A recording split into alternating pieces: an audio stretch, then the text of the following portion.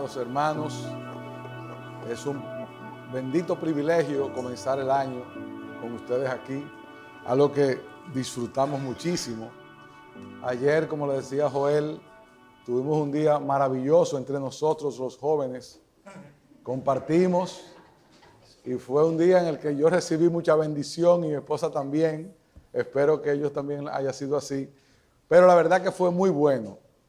Les prometemos que, como decía el hermano Joel, si Dios quiere, en verano, vamos a ver qué hacemos. Y vamos a ver si hacemos algo para los que no son tan jovencitos.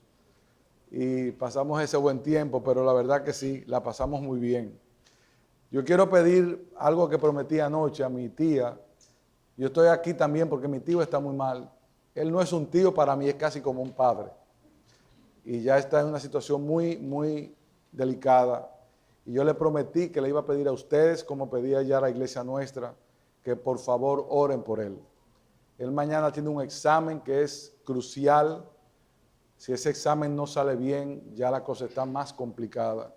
Que Dios permita que se pueda hacer el examen y que dé mejor resultado del que estamos esperando, es la oración. Vamos ahora a la palabra de Dios y a ver qué Dios nos manda en este día antes de la cena. Oremos. Bendito y soberano Señor, te damos gracias por el privilegio de estar aquí. Te damos gracias por el privilegio de compartir tu palabra. Te damos gracias por la solemnidad que tiene el pasaje que vamos a estudiar antes de la cena. Permite, Señor, que a pesar de la debilidad del predicador y la cortedad de éste, tu palabra fluya, tu palabra sea bendita y tu palabra haga el efecto por el Espíritu Santo que debe hacer en el corazón de todos nosotros. Amén. Enséñanos a través de ti, enséñanos a no hacer aquellas cosas que muchas veces hacemos cuando te abandonamos, cuando te negamos, como muchos de aquellos que estaban a tu alrededor y a los cuales tú trataste con bondad y con amor, al igual que nosotros. Gracias por la salvación. Gracias por echar nuestros pecados en el fondo del mar. Gracias por no recordar aquellas ofensas que cada día te hacemos, porque fueron lavadas con tu sangre. Además te suplicamos, oh Dios, que hoy sea un día de salvación, para que aquellos que no te conocen puedan ver en ti al tremendo, al gran, al glorioso, al excelso Salvador que tenemos nosotros por pura gracia y por pura misericordia. Sé con nosotros, oh Dios, en Cristo te lo imploramos. Amén. Esta semana hemos tenido que ver mucho en el libro de Isaías. A mí me encanta el profeta Isaías. La semana pasada nos tocó predicar en la capital, en Santo Domingo, el último mensaje del año. Y lo hicimos en Isaías 10, donde hay un mensaje de ira, pero hay un texto de esperanza. Cuando el texto dice, decid al justo que le iría bien. Hoy el pastor leyó otro texto que además de juicio tiene esperanza en los capítulos que vimos. Y hoy vamos a leer un texto muy sensible. Es una profecía acerca de Cristo que se cumplió de una manera extraordinaria. Ayer hablábamos de la veracidad de la Escritura y una de las pruebas de que la Escritura es verdad es la cantidad de profecías que no solo se cumplieron en Cristo, sino que se cumplieron en muchos hechos de los cuales el hombre no tenía control. Sin embargo, porque la palabra de Dios es verdad, se sucedieron como estaba escrito. Por eso es que nosotros entendemos que lo que viene también sucederá, porque hemos visto con nuestros ojos las promesas cumplirse. ¿Por qué no veremos también aquellas que todavía faltan por llegar? Ahora, el texto de hoy es un texto muy emotivo, porque tiene que ver con la soledad de Cristo ante su muerte. Y nosotros diremos, ¿y cómo es que Cristo tuvo soledad siendo Dios? Sí, Cristo tuvo soledad. Cristo fue tentado. Cristo fue vejado.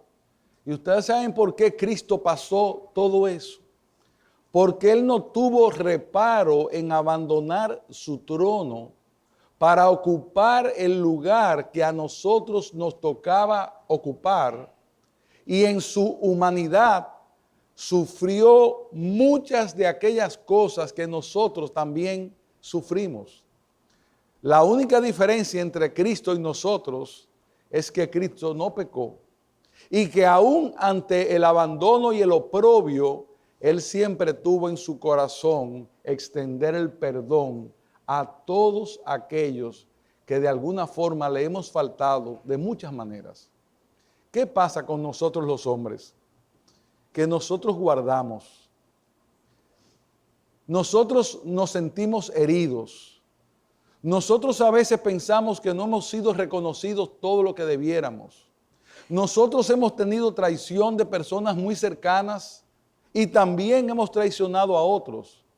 Y a veces nos pasa que alguien nos hace algo y pasamos el tiempo amamantando en nuestros corazones ese recuerdo y ese recuerdo, sabiendo que la Escritura nos manda a perdonar, así como Cristo también perdonó. Dice el Señor, en todo lo justo, todo lo amable, todo lo bueno, todo lo que es de buen nombre, en eso pensad. Y nosotros no pensamos así muchas veces. Y por otro lado, somos muy sensibles a sentirnos lastimados por cosas que pasan, en las cuales nosotros tenemos la culpa y en otras no. Pero guardamos este dolor por tiempo indefinido, sin saber ni pensar que quiénes somos nosotros para sentirnos de esa manera, cuando Cristo, que era Dios, soportó todo ese oprobio y todo ese abandono, y aún siendo Dios, ¿qué palabra salió de su boca?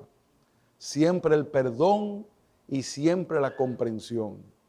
Por eso, en el mensaje de hoy, nuestro propósito no solamente es ver la soledad de Cristo ante la muerte y cómo aquellos que estaban alrededor de él le abandonaron y le traicionaron, sino cómo Cristo reaccionó ante tal situación y qué mensaje tiene para nosotros cuando estamos pasando por situaciones similares, donde nosotros pensamos que somos la gran pieza y por lo tanto nos han ofendido, cuando el dolor debe estar en que el que nos ofendió, por haber ofendido a Dios, debemos tener pena y misericordia por él, si es que nos ofendieron, porque muchas veces somos nosotros los ofensores y también nos dolemos igual.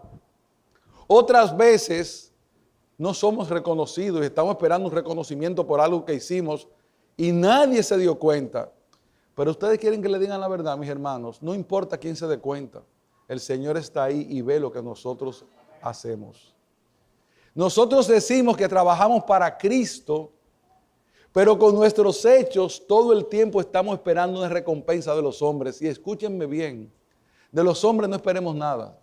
Dice la Escritura, maldito el hombre que confía en el hombre. Y eso lo vamos a ver hoy. ¿Por qué? Porque solo Dios es fiel.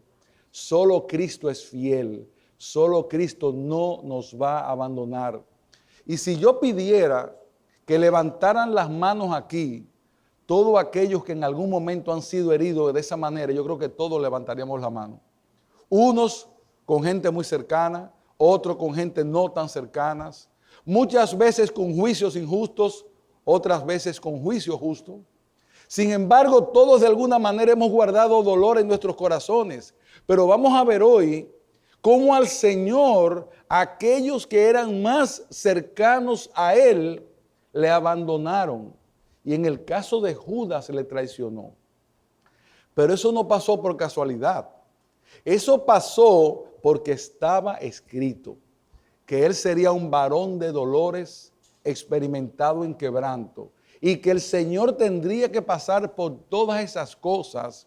¿Ustedes saben para qué? Para librarnos a nosotros de todo lo que nosotros merecíamos pasar. Ayer, hablando con los jóvenes, veíamos el hecho de que en el Antiguo Testamento, sobre todo, aparecen un grupo de personajes y usted los busca a todos y todos cometieron faltas graves. Y uno dice, ¿cómo es posible que diga la Escritura que David era un hombre conforme al corazón de Dios? ¿Cómo es posible que la Biblia diga que Abraham es el padre de la fe? ¿Cómo es posible que Jacob sea el padre de la nación de Israel? ¿Cómo es posible que este o el otro? Ustedes saben por qué es posible. Porque lo único que se manifiesta en la debilidad del hombre es el poder de Dios. Y que Dios va a hacer su obra a pesar de nosotros. En el texto que nos toca hoy, vamos a hablar de los apóstoles. Vamos a hablar de los discípulos y cómo ellos se comportaron ante ese último momento en que el Señor estaba en sufrimiento, para que nos veamos nosotros también identificados en muchas de esas acciones que estos hombres cometieron. Y uno dice, ¿cómo es posible? Yo no hubiera escogido esos 12 hombres.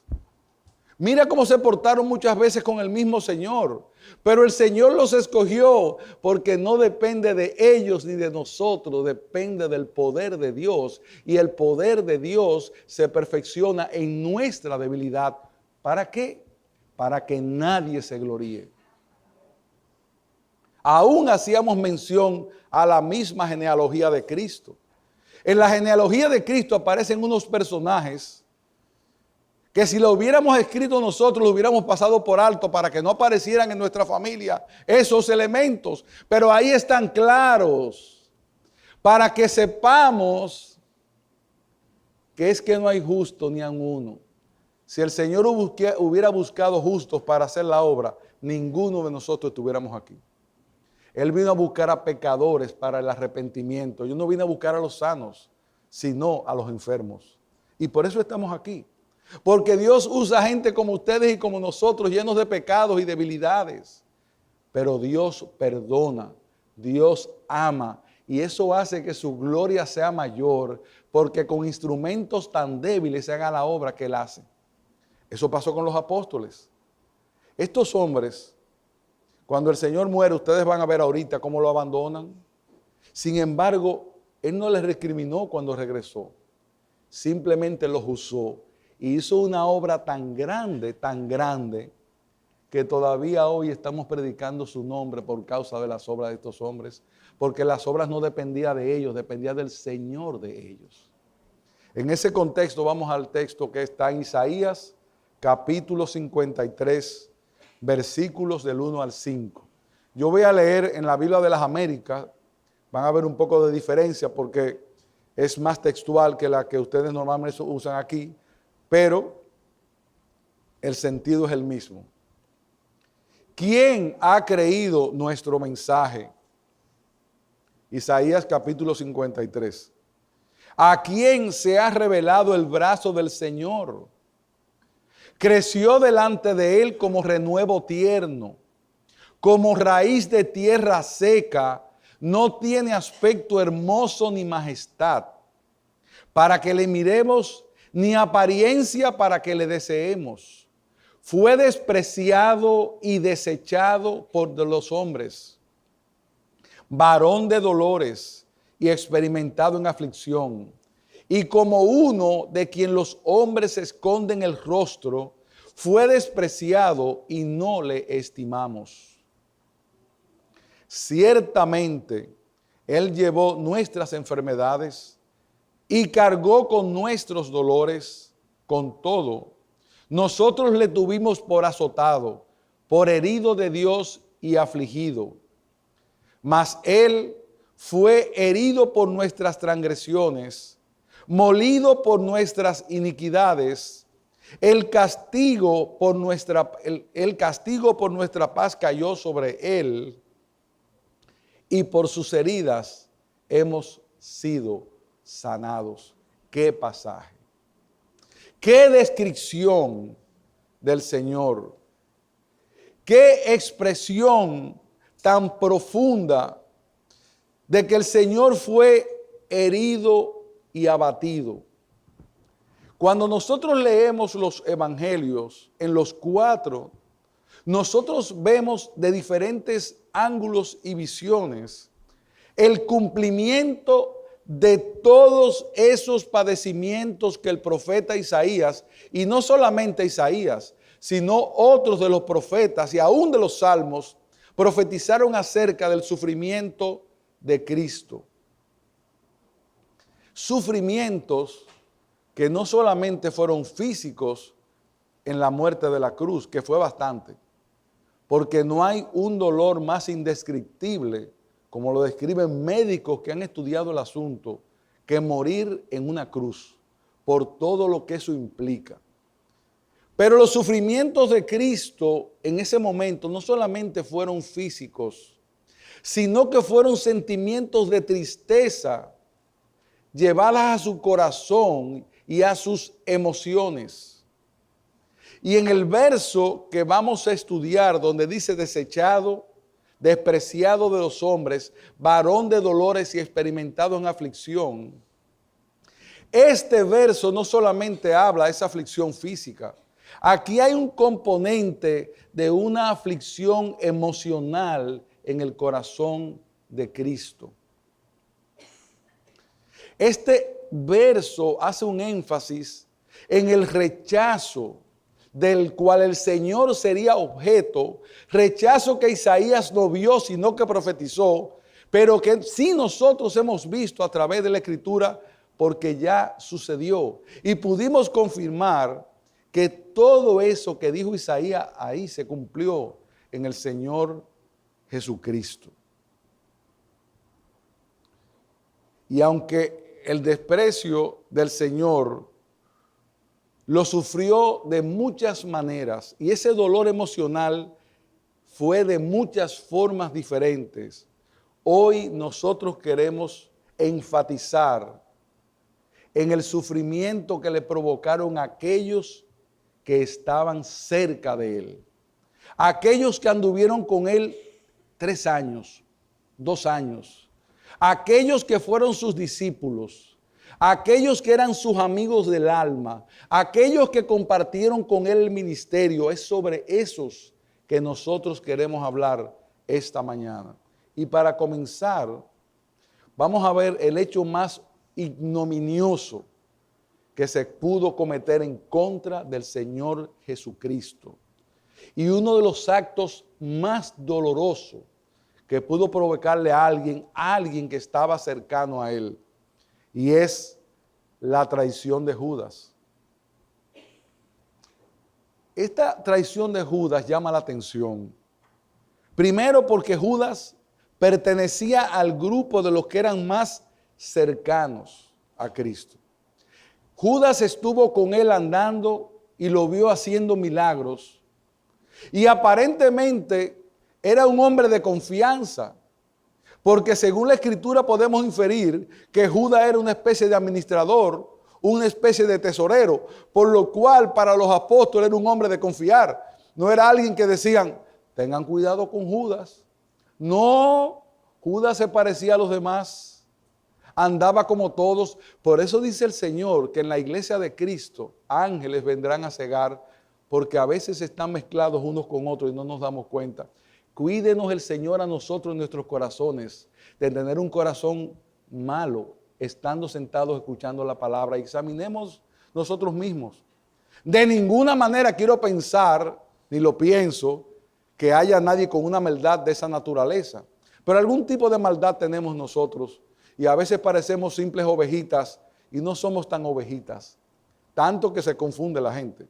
Por eso tenemos que buscar ser veraces y verdaderos para que el testimonio de Cristo sea glorificado, porque independientemente de lo que vean los hombres de nosotros, Cristo sí nos ve como somos.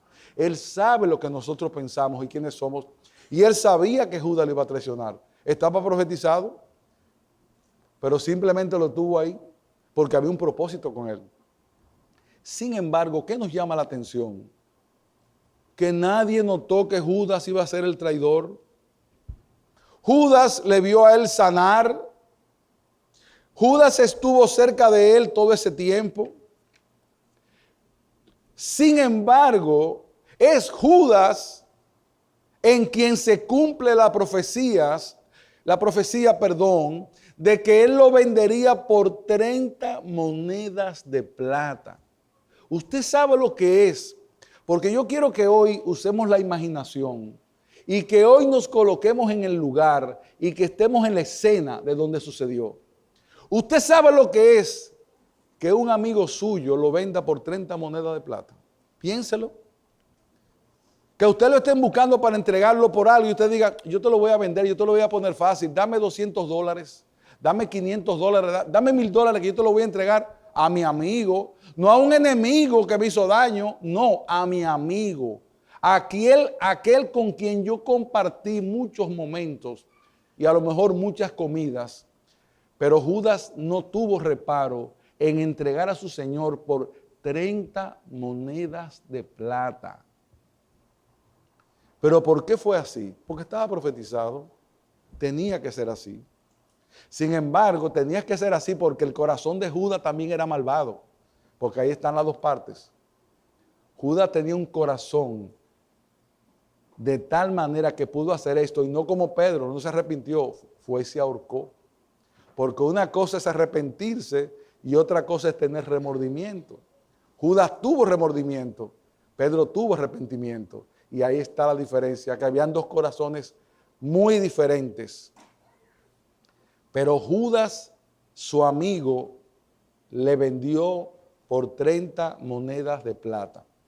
Y en el capítulo 13 del Evangelio de Juan, que narra la escena de la última cena, y que en el capítulo anterior a esa escena habla del lavamiento de los pies a los discípulos, queriendo enseñarles a ellos antes de partir que si él, que era el Señor, les había lavado los pies, ellos debían hacer mucho más que eso todavía. Era una enseñanza que él les quería dejar antes de esa cena, donde él iba a compartir ese último momento con sus discípulos. En el capítulo 13, del verso 21 al 30, dice lo siguiente.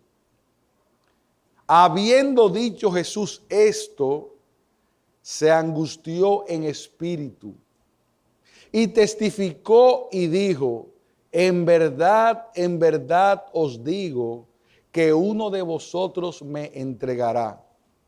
Los discípulos se miraban unos a otros y estaban perplejos sin saber de quién hablaba. Uno de sus discípulos, el que Jesús amaba, estaba a la mesa reclinado en el pecho de Jesús. Por eso Simón Pedro le hizo seña y le dijo, dinos de quién habla. Él, recostándose de nuevo sobre el pecho de Jesús, le dijo, Señor, ¿quién es? Como aquí entre nosotros. Entonces Jesús a ese discípulo amado le dijo, es aquel a quien yo daré el bocado que voy a mojar. Y después de mojar el bocado, lo tomó y se lo dio a Judas, hijo de Simón Iscariote. Y después del bocado, Satanás entró en él. Entonces Jesús le dijo, lo que vas a hacer, hazlo pronto. Pero ninguno de los que estaban sentados a la mesa entendió por qué le dijo esto. Es increíble la escena.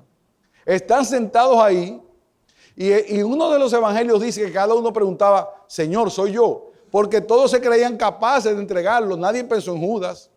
El único que se entera de que era Judas era Juan, porque estaba cerca del Señor. Y él le dice a Juan, al que yo le entregue el bocado, ese es. Pero nadie sabe nada. Y cuando el Señor le dice, lo que vas a hacer, hazlo pronto. ¿Qué pensaron los apóstoles? ¿Que era de otra cosa que estaba hablando? No de la traición. Era como ve a buscar algo, o lo que ibas a comprar, o lo que ibas a traer. Ninguno esperaba que se estaba refiriendo a uno de los que estaban sentados ahí para traicionarlo. Nadie había pensado que era Judas aquel que le iba a traicionar. Cuando el Señor declara esto, también se cumple la palabra. Porque dice el Salmo 41:9, aún el hombre de mi paz, en quien yo confiaba, el que de mi pan comía, alzó contra mí el calcañar. Uno de mi confianza, uno de mis amigos, uno de mis allegados. Yo me imagino el asombro y cómo tenían que haberse mirados unos a otros pensando, ¿y qué es lo que está pasando aquí? ¿Cómo es posible que al Señor los vaya a traicionar uno de esas personas que andaban con él? Pero el Señor aún en ese momento no le dijo a Judas, mira tú traidor, vete y haz lo que tú vas a hacer. No, usted sabe cómo lo hizo, con discreción. Le dijo, lo que tú vas a hacer, hazlo pronto. Si es uno de nosotros, se para en la mesa y dice, yo quiero declarar aquí que aquí hay un traidor. Yo quiero que se pare Judas, que me va a traicionar. Judas, vete a hacer lo que tú ibas a hacer. Pero el Señor no se comporta como nosotros. Él simplemente, tranquilamente le dijo, mira, lo que tú vas a hacer, véaslo pronto. Tanto así que ninguno se da cuenta de lo que está pasando. Pero él sí sabía. Cristo lo sabía por dos razones. Porque conocía la profecía y como Dios sabía quién era que le iba a entregar. Pero no lo trata de ninguna manera extraordinaria. Simplemente lo manda a cumplir con lo que él ya había hecho porque ya Judas lo había traicionado. Ya Judas había hablado con los sacerdotes. Ya Judas había hecho todo el complot. Y era tan capaz de, habiendo hecho todo ese manejo, de sentarse a la mesa a comer con el Señor tranquilamente. Y a lo mejor si el Señor no le dice, a lo que vas a hacer hazlo pronto, acaba de comer tranquilo, canta el himno con ellos, participa de la cena, se para y se va como si nada hubiera pasado. Eso nos habla, hermanos, de la maldad de ese hombre. Y nos habla de la bondad de Cristo para tratarlo, porque no lo abochornó delante de los apóstoles, simplemente le mandó a cumplir lo que él sabía que iba a cumplir, que era la traición del mismo Cristo. Ahora, hay un texto en el versículo 21 que dice que cuando él iba a dar esa declaración, cuando el Señor iba a declarar esa traición de Judas, dice, habiendo dicho Jesús esto, se angustió en espíritu, lo que dice Isaías. Y testificó y dijo, en verdad, uno de vosotros me entregará. Esa palabra, se estremeció, significa que se conturbó. Y ustedes saben por qué Cristo se conturbó y por qué Cristo se estremeció. Porque él sabía lo que le esperaba a Judas después de la traición. Y Cristo se conmovió, hermanos. El Señor se conmovió, el Señor se conturbó para dar una noticia como esa, de que alguien que estaba ahí sentado lo iba a entregar. Ustedes se imaginan, amados míos, cómo estaba el corazón de Cristo. Pongámonos en esa mesa esa noche. Y yo quiero que cuando participamos de la mesa ahorita, nos coloquemos en esa mesa esa noche. Para que veamos cómo nosotros nos sentamos a comer la mesa del Señor y a lo mejor no le traicionamos en la medida de Judas, nunca en la vida, pero con muchas de nuestras acciones sí lo hacemos todos nosotros, incluyéndome. Examinémonos, hermanos, para ver si nosotros cuando nos sentamos a la mesa no debemos pedir perdón por aquellas cosas que hemos hecho en contra del Señor y que Él no nos abochorna, que Él no nos llama la atención. Él simplemente nos dice, aquel que pide perdón va a ser perdonado y aquel que me pide perdón yo le perdono y puede participar de la cena con limpia conciencia, no porque tenga la conciencia limpia, sino porque el Señor la limpió. Qué grande es el perdón de Cristo. Y eso debe enseñarnos a nosotros a perdonar. Porque ¿quiénes somos nosotros para guardar ofensas? Y escúchenme bien, todos hemos sido ofendidos. Nosotros hemos sido ofendidos por nuestros hijos muchas veces, por hermanos muchas veces, por amigos otras veces, por gente que no conocemos otras veces. Pero ¿qué más que lo que se le hizo al Señor? Y Él era el Señor y Él era Dios, pero Él no lo tomó en cuenta. El Señor se angustió en espíritu. El Señor se conturbó. El Señor se estremeció. Ahora, eso que le pasó ahí en esa escena no se queda ahí. Eso es el principio de las escenas que vienen. En Mateo capítulo 26, versículo 48, vuelve y comienza a hablar de Judas. Y dice, y el que le entregaba les había dado una señal, diciendo, al que yo bese, a ese es, prendedle. Miren, hermanos, yo les voy a decir la verdad. Vamos a esa noche. Yo no me imagino la dureza del corazón de ese hombre para ni siquiera no haber ido. Yo no hubiera ido. Te hubiera quedado lejos y le dice, miren, es el que está vestido con la sotana tal, busquen a ese porque yo no quiero ni ver esa escena. Pero es tan duro de corazón para causar más dolor todavía que le dice a los enemigos de Cristo, al que yo bese. ¿Usted sabe lo que significa un beso para los judíos? Es un saludo. Dice, saludaos con ósculo santo. Es costumbre en Israel y entre los árabes darse un beso. A mí me encanta cuando mis hijos me dan un beso. Yo tengo sobrinos que me dan un beso. Yo lo veo como una cosa tan alegre. Y mis tíos a veces me dan un beso. Porque es una forma de saludar muy cercana, muy íntima. Es como el abrazo para nosotros los latinos. Él se acercó y le dio un beso para que prendieran al Señor. Y enseguida se acercó a Jesús y dijo, salve Rabí. Y lo besó, salve maestro. Ven para darte un beso. ¿Y cómo le responde Jesús? Amigo, haz lo que viniste a hacer. Lo llama maestro.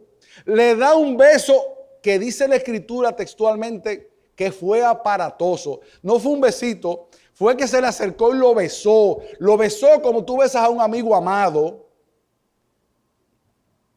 Y Cristo le dice, amigo, ¿a qué vienes? Tú le hubieras dicho amigo. Yo le hubiera dicho, mira, enemigo, ¿cómo tú eres capaz de besarme? Pero Cristo no hizo eso. Amigo, ¿a qué vienes? Compañero.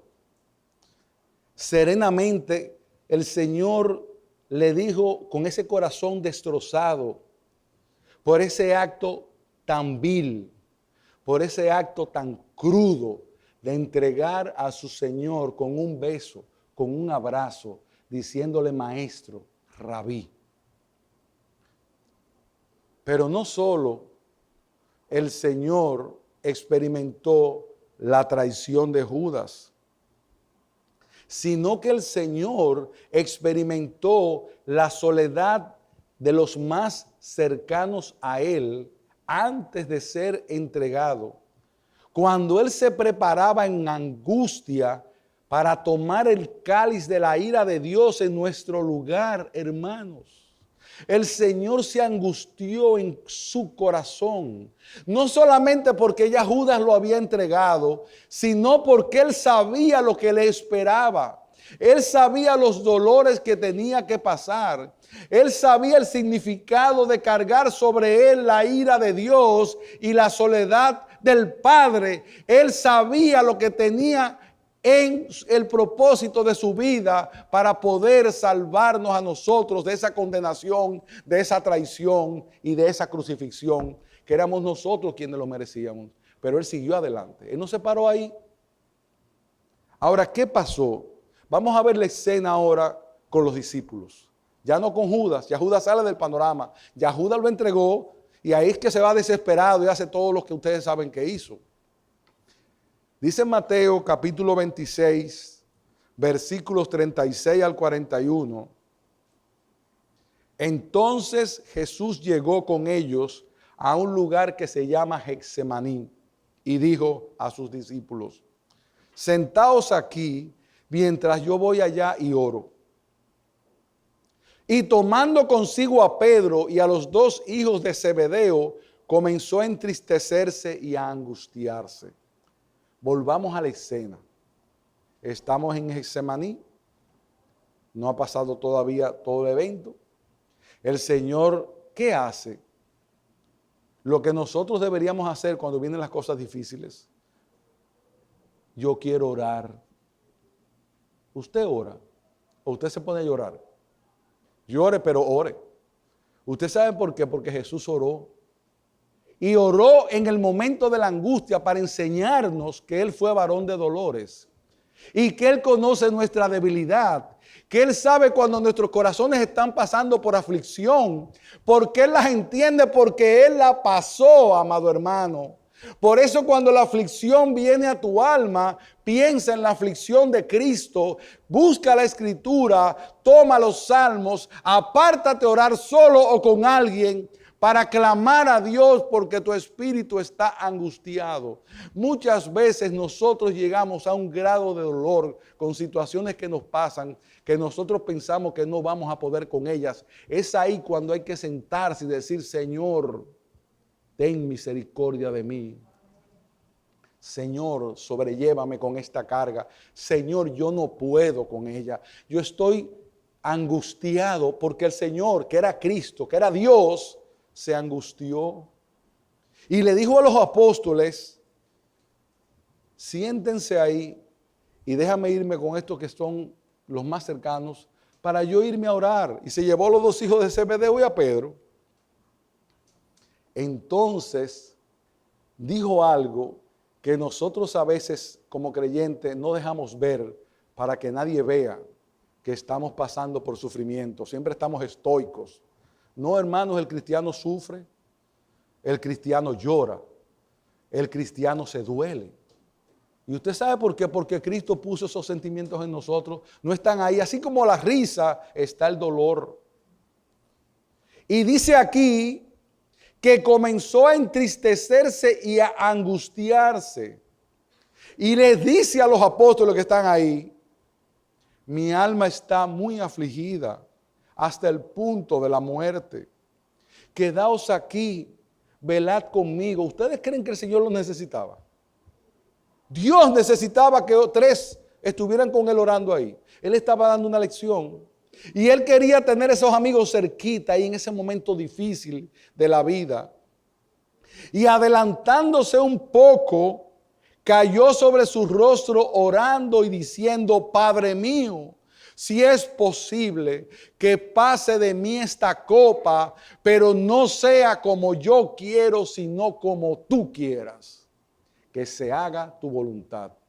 ¿Cuántas copas de amargura no quisiéramos nosotros que el Señor pasara de frente nuestro? Pero nuestra oración es: Señor, que se haga tu voluntad. ¿Quiénes somos nosotros para sufrir menos? De hecho, el Señor nunca prometió un valle de gozo, de felicidad y de demás. Somos gozosos en Cristo. Pero dice: en el mundo tendréis aflicción, pero no se preocupen, que yo he vencido al mundo.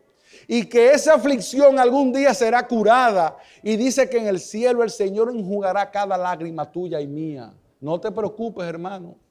No te preocupes. Que cada una de esas lágrimas que derramamos nosotros por las cosas que nos pasan, el Señor las va a enjugar, cada una de ellas.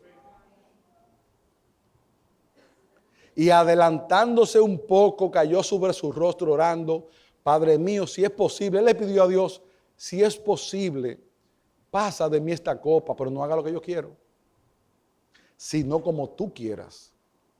Vino entonces a los discípulos. ¿Y cómo estaban los discípulos? ¿Cómo estaban los discípulos? Y dijo a Pedro: con que no pudiste velar una hora conmigo. Velad y orad para que no entréis en tentación. El espíritu está dispuesto, pero la carne es débil. Él no está preocupado por él, ahora está preocupado por Pedro. Oh, pero Pedro se le durmió. Usted sabe lo que es. Ahora yo lo voy a ubicar aquí. Estamos nosotros en una sala de emergencia o de cuidado intensivo. Hay un familiar cercano que está muriendo. Tú estás ahí y viene un hermano de la iglesia o un hermano cercano y se te sienta al lado y tú le dices, estoy angustiado porque tengo a alguien ahí adentro que puede morir. Ora conmigo. Y esa persona se te duerme al lado. Eso fue lo que pasó ahí. A Cristo lo esperaba la muerte y los que estaban con él se le durmieron al lado. No pudieron orar con él una hora, pero el Señor no hizo lo que yo hubiera hecho. Levántate, hoy no me vas a acompañar. Le dijo, no, velad y orad para que no entréis en tentación, porque él sabía lo que le esperaba a los discípulos, porque el espíritu está dispuesto, pero la carne es débil. Sus discípulos amados, aún esos tres que eran más cercanos a él, lo dejan solo en uno de los momentos más difíciles de nuestro Señor. Ellos se durmieron, pero el Señor no les recrimina ni les reclama. Él estaba preocupado por el alma de ellos. Estaba preocupado porque Pedro entrara en tentación, velad y orar, para que no entres en tentación. Porque Pedro pudo haber sido tentado con todo lo que iba a haber a partir de ahí. Fueron muchas cosas fuertes que se dieron en momentos muy seguidos uno detrás del otro. Y más adelante, 2 veces más el Señor se acerca y los encuentra durmiendo. Y al final les dice, dormid lo que resta y descansad, la hora se ha acercado. Hermanos, eso es increíble. El que estaba cansado era Cristo, el que estaba angustiado era Cristo, el que no había dormido nada era Cristo, a quien iban a entregar era a Cristo y lo iban a crucificar, lo iban a vejar, y Él les dice, duérmanse, descansen. Pues está bien, descansen.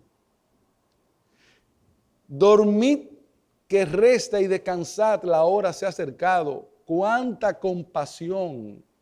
Y en la Biblia textual dice, una tristeza mortal sobrecogía su alma, que sobrecogía su alma.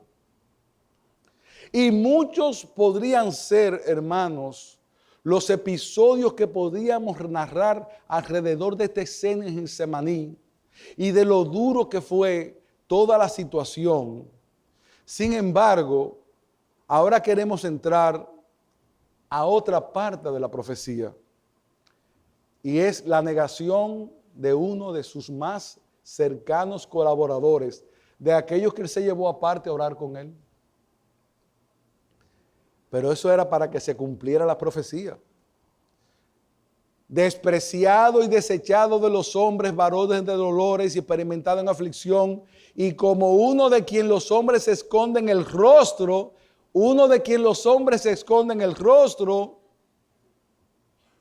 fue despreciado y no le estimamos.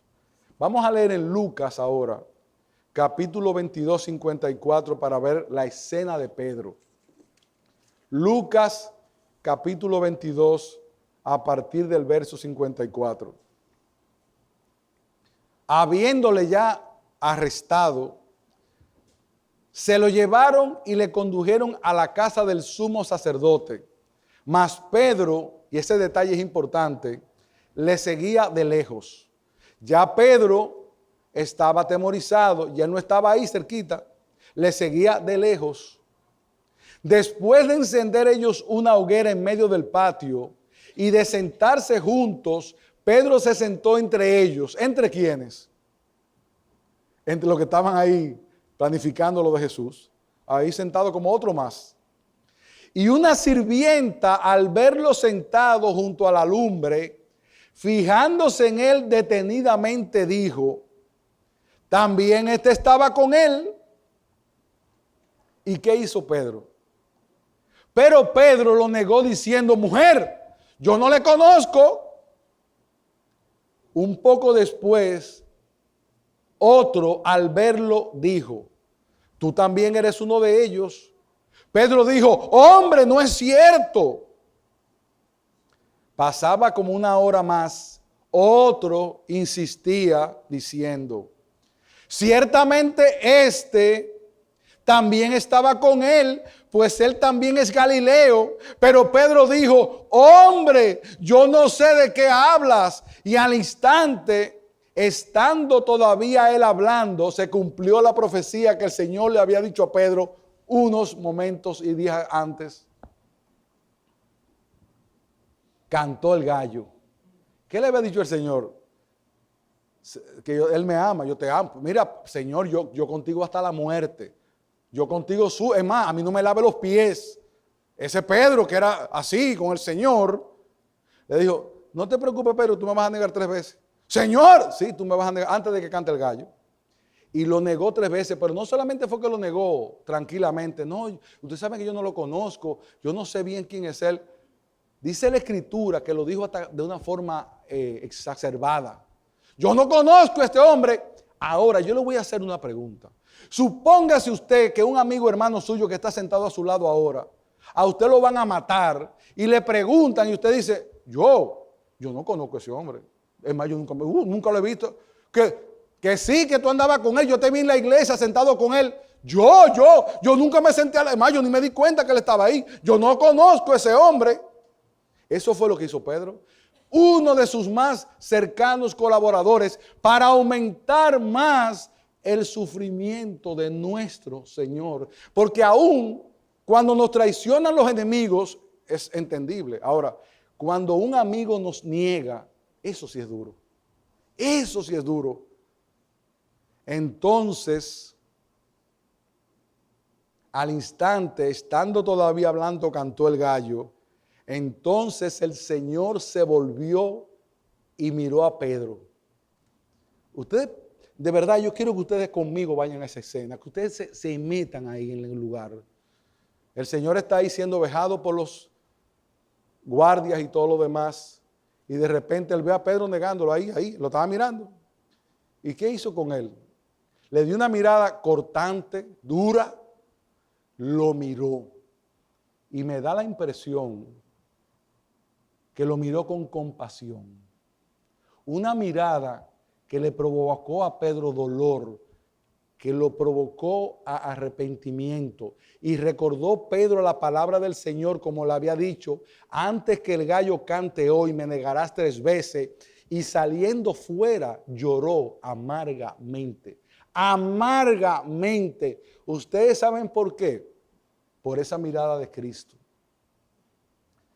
Hermanos, cuando nosotros le faltamos al Señor y vamos a la palabra, veamos eso como una mirada de Cristo, para hacernos ver lo mal que hicimos y podamos pedir perdón. Y cuando sea necesario, como Pedro, llorar amargamente. Porque es probable que nosotros no neguemos a Cristo en la forma que lo hizo Pedro, pero nosotros le negamos muchas veces de muchas otras formas. Y el Señor nos mira y nos dice, tú, con amor, no con desprecio, no una mirada dura, no. Y entonces Pedro se sentó en esa multitud a donde estaba su Señor siendo burlado por toda esa gente que le estaba rodeando. Y llora amargamente, a diferencia de Judas. Aquí hay 2 caminos ahora esta noche, esta tarde, esta mañana. Usted cuando peca, se remuerde como hizo Judas, o usted cuando peca llora como Pedro y se arrepiente. Y usted sabe lo que pasa con el que se arrepiente, que el Señor le perdona inmediatamente. No hay pecado que no sea perdonado. No hay pecado que el Señor nos guarde. Dice Él que los echa todos en el fondo del mar y nunca más se acordará de ellos. Por eso hizo con Pedro después lo que hizo. Si Pedro te hubiera hecho a ti y a mí lo que le hizo el Señor, ¿usted sabe lo que yo hubiera hecho? Mira, Pedro, no venga conmigo. Pedro, no te quiero aquí. Tú me traicionaste, yo no quiero a uno como tú. ¿Y quién fue el hombre más usado por Dios después de la resurrección? ¿Ustedes saben quién? Pedro. Porque no dependía de Pedro, dependía del plan de Dios con Pedro. No depende de ti, no depende de mí, depende del plan de Dios contigo y conmigo. Y cuando Dios tiene un plan con un hombre, lo va a hacer por encima de ti, porque nosotros nada somos. Pedro le negó y a él le entregó para que predicara. Y en la primera predicación de Pedro, un hombre cobarde porque tuvo miedo. Eso fue miedo, no fue otra cosa. Se paró y habló de Cristo con una libertad por el poder del Espíritu Santo que también nosotros tenemos hoy. Luego viene el otro sufrimiento, el de los sacerdotes, el del Sanedrín, aquellos que conocían muy bien. La turba furiosa que decía, crucifícales. Pilatos el cobarde, que sabe que ese hombre es un inocente y se lava las manos, que es incapaz de hacer frente y decir, yo no puedo condenar a un hombre inocente. Está la burla de los soldados, está la desnudez de Cristo para aumentar su sufrimiento, está el hecho de que le escupían. Usted sabe lo que significa para un judío escupir o para un árabe. Eso es un insulto muy grave. Uno escupe cuando algo le es muy malo. De hecho, todavía sucede que escupen los árabes y escupen los judíos ante un hecho ignominioso. Y a Cristo le escupieron. Y ustedes saben también, porque nosotros estamos hablando de Pedro, estamos hablando de los apóstoles. Ahí tenía que haber gente a la que él sanó. Seguro que sí. O que tenía un familiar al que él había sanado. Ahí hay gente que tuvo que haber visto la resurrección de Lázaro. Ahí tenía que haber gente porque no era una ciudad tan grande y estaba pasando un acontecimiento extraordinario. Y lo peor de todo es que lo ponen con un ladrón y la gente pide que suelten al ladrón y que crucifiquen al Hijo de Dios, hermanos. Nosotros podemos comprender algo como eso. Y lo peor o lo mejor es lo que dice Filipenses, que Él se despojó voluntariamente sabiendo lo que le tocaba sufrir. Y a nosotros nos cuesta sufrir así por la causa de Cristo. Y nos vivimos quejando. Y vivimos guardando. Y vivimos queriendo que se nos vea y no se nos vea. Mis hermanos, nadie como Cristo. Y miren cómo Él contestó. Y todo ese dolor que representó la escena de la desnudez, del insulto de los soldados, de la soledad de sus amigos. Miren, ya llegamos al momento de la cruz. No voy a narrar todo el episodio completo del camino hacia la cruz. Que al final el que carga la cruz por él es una gente que estaba ahí. No hubo uno de esos apóstoles que le dijera a mitad del camino, ven, déjame llevarlo un rato contigo, ven para acá. No. Por eso es que dice el Señor que el que no carga su cruz me sigue. Porque hay que coger un poco de la cruz para recibir la bendición. Pero es una cruz deleitosa. Es una cruz ligera. Porque ligera es la carga del Señor. Ahora, ¿cuántas son las bendiciones que el Señor nos trae? Vimos la traición de Judas. Vimos la traición de Pedro. Pero ahora vamos a ver la soledad de aquellos que le estaban alrededor. Al final, en Juan, capítulo 19, versos 25 al 26, dice, y junto a la cruz de Jesús estaban ¿quiénes? ¿Quiénes estaban en la cruz? Su madre y la hermana de su madre, María, la mujer de Cleofas, ¿y quién más estaba allí? María Magdalena. ¿Y quién era María Magdalena? ¿Quién era María Magdalena? Una pecadora agradecida que sí fue fiel hasta el final y estuvo ahí ante la cruz. Parece mentira, hermanos, y esto lo voy a decir a favor de las mujeres, que eran las mujeres las que estaban ahí. Sin temor de los discípulos de él, no estaba, parece que ninguno, uno solo, el discípulo amado, Juan. Y cuando Jesús vio a su madre, él no estaba pensando en él, vio a la madre. Imagínese usted Cristo crucificado y esta pobre mujer sentada ahí, probablemente llorando, porque estaban crucificando a su hijo y estaba sola y él estaba preocupado. No por él, estaba preocupado por ella. Y le dice, mujer, he ahí a tu hijo. Después le dijo al discípulo amado, he ahí tu madre. Y desde aquella hora el discípulo la recibió en su propia casa. A esta mujer viuda indefensa, porque ya José parece haber muerto en ese momento. Ella estaba sola con esas mujeres. Ahí no estaba Pedro. Ahí no estaban los hijos de Zebedeo que le habían pedido un lugar en el reino de los cielos. Ahí no estaban los demás que recibieron los milagros de su parte.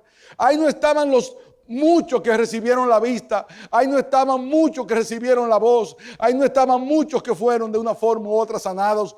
No estaban esas mujeres en la cruz. Mientras esa mujer, mire, solamente el que es madre o padre puede entender esto. ¿Tú sabes lo que es tú ver a tu hijo crucificado injustamente y tú no poder hacer nada? Esa mujer ahí llorando y el Señor preocupado por ella y preocupado por nosotros. Y nosotros no le tuvimos en cuenta porque nosotros muchas veces, al igual que ellos, hemos dejado solo a Cristo. Le hemos negado con nuestra conducta.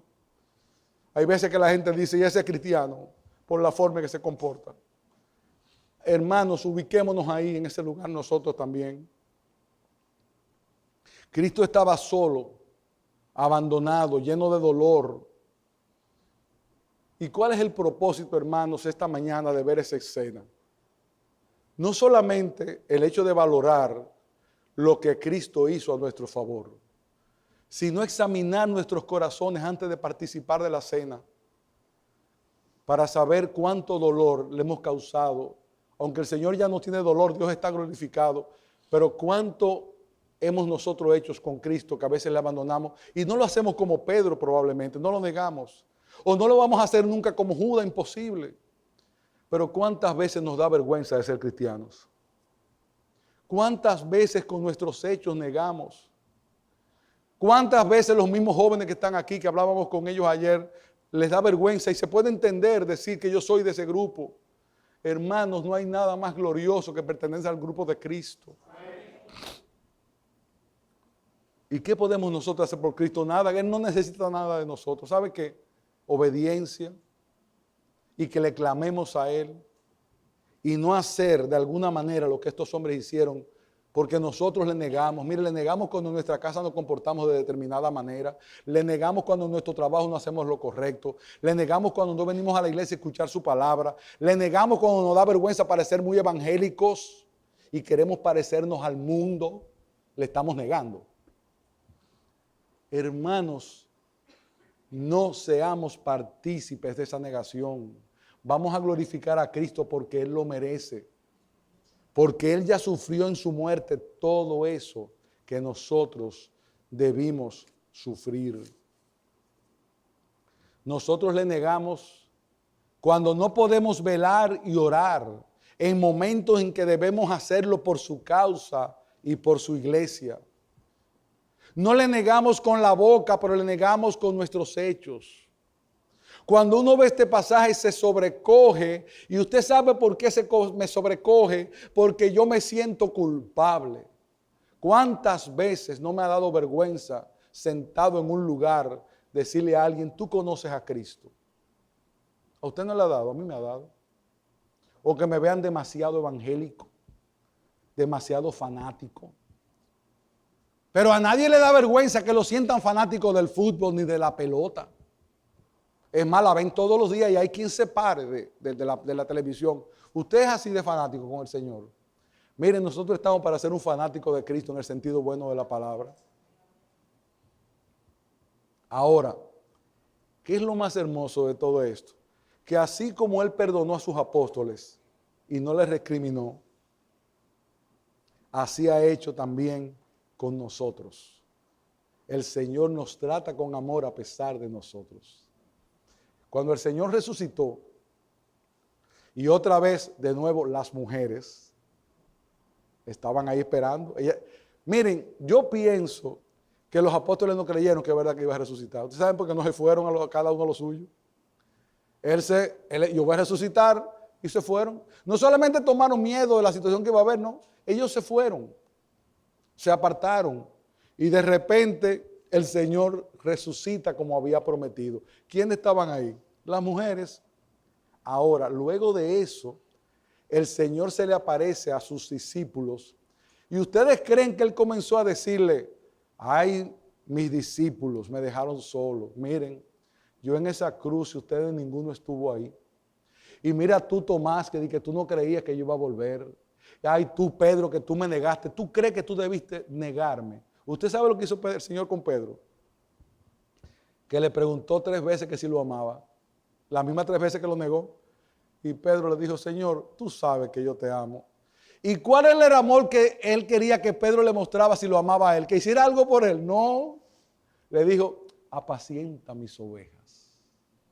Si tú me amas, apacienta mis ovejas. Todavía ahí Él se había preocupado por nosotros porque nosotros somos esas ovejas. Y a eso está llamado el pastor, a cuidar esas ovejas, porque fue lo que Él le pidió a Pedro. Él no recriminó, Él no comenzó a decirle nada, más bien les da el discurso final y les dice, id por todo el mundo y predicad el evangelio a toda criatura, para que aquel que se convierta y sea salvo y que sea bautizado. Y ese preevangelio que Él mandó a predicar en el mundo, para que seamos salvos, se comenzó a predicar primero en Jerusalén y con la ayuda del Espíritu Santo hubo una conversión portentosa y ese evangelio que ha sido perseguido, ese evangelio que ha sido vilipendiado, ese evangelio que ha sido negado, se está predicando en el Doral hoy en el 2019 por la gracia de Cristo, porque la iglesia de Cristo va a ser hasta que Él venga. Porque las puertas del Hades no prevalecerán contra ella. Porque esta iglesia no va a seguir adelante por nosotros, va a seguir porque es la iglesia de Cristo. Y Él va a usar a hombres débiles que están aquí para predicar su palabra. Y va a usar a otros para aconsejar. Y va a usar a cada uno de sus miembros para predicar. Para que muchos conozcan al Salvador y acerquemos de alguna manera el día glorioso en que participaremos de la cena. Aquella cena donde ya no habrá sentado ningún traidor, ni nadie con dolor por su pecado. Hermanos, vamos a recordar esta noche la cena de Cristo, pero vamos a anhelar la que viene porque esto está demasiado malo. Y esto no va a cambiar. No se lleven de pajarito volando. Como decía ahorita Joel, no esperen que porque van a cambiar a este ni van a cambiar al otro, no va a cambiar, esto sigue de mal en peor. Pero que el Señor nos encuentre fieles. Y no por nosotros, sino por causa de Cristo. Y vamos a anhelar ese momento. Miren, hasta que el Señor no venga, esto va a seguir peor y peor y peor. Y van a haber dictadores, y van a haber mala gente, y gente mala, y gente así. Pero que no seamos nosotros parte de eso, porque cuando somos parte de eso, estamos de alguna forma negando a nuestro Señor. Que con nuestra conducta la gente diga, míralo, ese creyente. Yo le voy a hacer una pregunta. Usted no ve gente en la calle que de usted lo ve, tú le dices, ese creyente. ¿No ha visto eso? Yo lo he visto. Yo a veces le digo a Maggie, mi esposa, ese evangélico. Porque tú lo ves por la conducta, pero hay otro que tú dices, ese evangélico, creyente, ese. No, hermanos, que de nosotros se diga, ese es un verdadero seguidor de Cristo, que con su conducta lo declara, no lo niega. Y que esta noche al participar, si esta tarde, esta mañana, que allá de noche siempre la cena, que esta mañana al participar, si hemos pecado contra el Señor, Él te dice ahora, ora y pide perdón. Y puedes cenar con libertad de conciencia. Pero el perdón se otorga, pero tiene que haber en nosotros un anhelo de no seguir haciendo lo mismo que hacíamos. Porque es muy fácil pedir perdón y mañana volver a hacer lo mismo y lo mismo. Y es verdad que el Señor nos perdona. Pero tiene que ver el Señor en nosotros un esfuerzo de querer enmendar aquellas cosas que hacemos que no son buenas delante de sus ojos. Y todos las hacemos en diferente grado. Quiera Cristo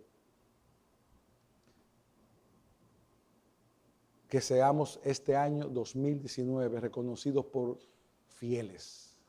Que Dios cuente a cada uno de nosotros como uno de los fieles de la tierra. Y que tengamos la capacidad, que dice Primera de Juan, que si alguno peca, pídale perdón al Señor, que Él le va a perdonar. Y vamos a tratar de vivir vidas que no niegan a Cristo, vidas que alaben a Cristo, vidas que le glorifiquen y vidas que sean conforme a su voluntad. Y óiganme bien, Él con esos 12 hombres tan débiles, incluyendo a Pablo, el persecutor, el que mató cristianos, cuando Dios coge un hombre y lo cambia, se convierte en un instrumento santo para la gloria de Él. Pídele que te cambie, para que todos seamos instrumentos de sus manos, comenzando por este pobre pecador infeliz predicador, que mucho que necesita seguir siendo transformado por Cristo y muchas cosas debe pedir perdón. Que el Señor les bendiga y que podamos participar en la cena con acción de gracias. A Él la gloria. Oremos. Señor, cuando predicamos un pasaje tan sensible como este, cuánta maldad viene a nuestras mentes, de nuestro corazón. Ayúdanos, Señor. Ayúdanos a limpiar nuestras almas. Ayúdanos a ser mejores creyentes. Ayúdanos a no negarte con la conducta nuestra. Ayúdanos a dar gloria a tu nombre. Ayúdanos a cumplir la gran comisión. Ayúdame, Señor, y ayúdanos a ser instrumentos para tu gloria. Ayúdanos, Señor, a ser de alegría para ti. Y yo te hago una petición especial en este año que comienza. Que tu Santo Espíritu descienda sobre esta iglesia. Y que muchos que aquí no te conocen, te conozcan. Y que den gloria a tu bendito nombre. Que este sea llamado puerta del cielo. Que sea una luz que alumbre. Que sea este lugar una casa de refugio donde muchos conozcan de tu nombre. Levanta hombres para tu gloria. Levanta mujeres para tu gloria. Y ahora, Señor, en humildad, limpia nuestros pecados. Perdónanos. Perdona nuestras faltas de carácter, nuestras faltas de omisión, nuestras faltas de comisión. Y permítenos, oh Dios, participar de la cena con libertad de conciencia, porque tú, Señor, perdonas nuestros pecados. Hasta presente, en el nombre de nuestro Señor Jesucristo. Amén.